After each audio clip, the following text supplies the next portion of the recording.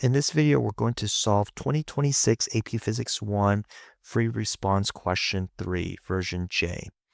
A group of students are investigating friction using the following procedure. The students release a block of unknown mass near the top of a curved ramp. The block slides down the ramp. The block then transitions to a horizontal surface as shown in Figure 1. The frictional forces are negligible between the block and the curved ramp, but there is friction between the block and the horizontal surface. The students are asked to perform an experiment in which a single quantity is varied in order to collect data that could be graphed to determine the value mu k of the coefficient of kinetic friction between the block and the horizontal surface. The students have access to only a meter stick. Part A, indicate quantities that could be measured by the students that would allow them to determine mu k using a linear graph. We're going to start by using the conservation of energy as the block is sliding down the ramp. So as it's sliding down the ramp, the gravitational potential energy is converted into kinetic energy. And then once it's at the bottom of the ramp, then we're going to use the work energy theorem, because the work energy theorem tells us that work is equal to the change in kinetic energy. And work is F times delta X in this case, because we can do that because the force is constant. And so we can relate mgh and set that equal to F delta X. The force here is kinetic friction, and the equation for kinetic friction is mu times Fn, and Fn, because we're on a horizontal surface, the Fn is just equal to mg. So I'm going to substitute mg here, and we get that the m's are canceled out, the g's are canceled out, so that leaves us with h is equal to mu times d. So the two quantities that could be measured by the students that would allow them to determine the coefficient of kinetic friction would be the initial vertical height of the block and the stopping distance along the horizontal surface.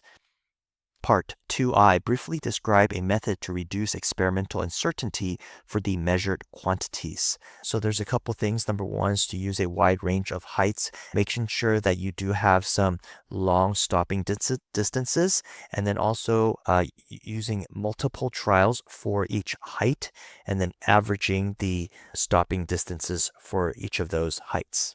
Part B, indicate what quantities the students could graph on the horizontal and vertical axes to create a linear graph that can be used to determine the coefficient of kinetic friction. Clearly state which quantity will be graphed on each axis. We can graph the initial height on the y-axis and the stopping distance on the horizontal axis. Part 2i, briefly describe the relationship between mu k and a feature of the graph from Part B.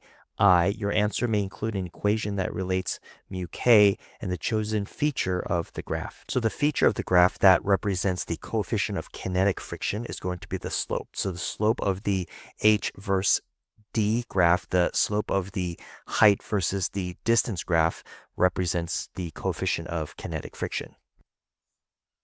The following information applies to parts C and D. In a different experiment, the student released a block from rest on a rough ramp. The block is released a distance d from a photogate. The ramp is inclined at an angle theta above the horizontal as shown in Figure 2. The block slides down the ramp and passes through the photogate, which is positioned near the bottom of the ramp. The photogate determines the speed v of the block as it passes through the photogate. The unknown coefficient of kinetic friction between the block and the ramp is mu k. The experiment is repeated several times with different release distances d for the same block. Table 1 shows the measured values of d and v. The students correctly determine that the relationship between d and v is given by v squared is equal to 2g times sine theta minus mu k cosine theta times d, where theta equals 30 degrees. The students want to determine mu k. The students create a graph with d plotted on the horizontal axis.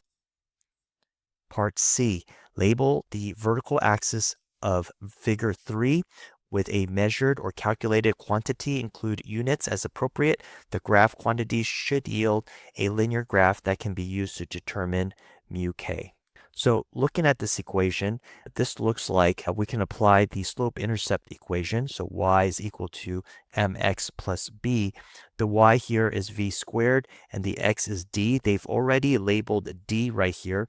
So then for on the vertical, we're going to label that v squared. And the units for v squared is m squared over s squared, meters squared per second squared.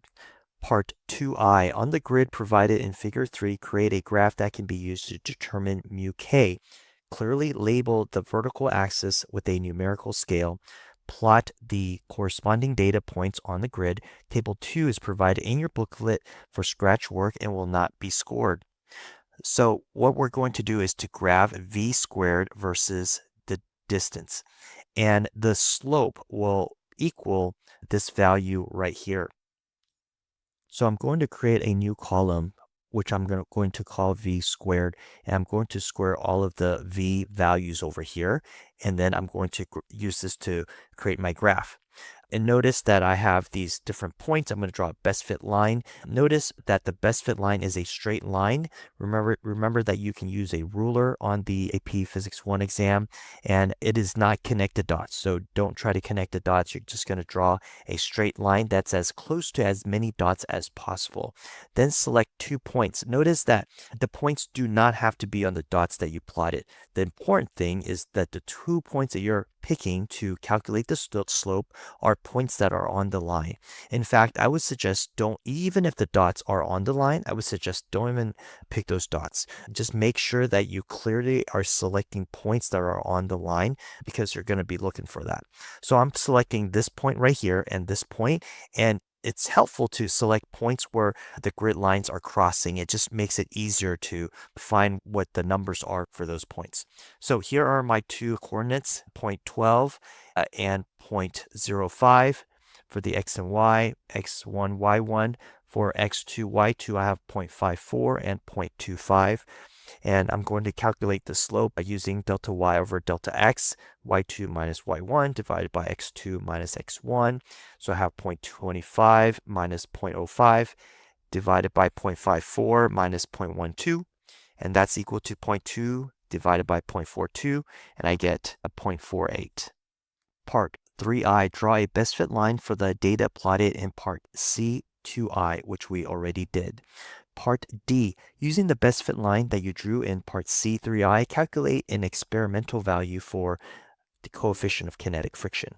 Going back to our original equation that was provided, we can see that this fits our y equals mx plus b template. So this is the y, this is the m, this is the x, and so the m is equal to this expression right here.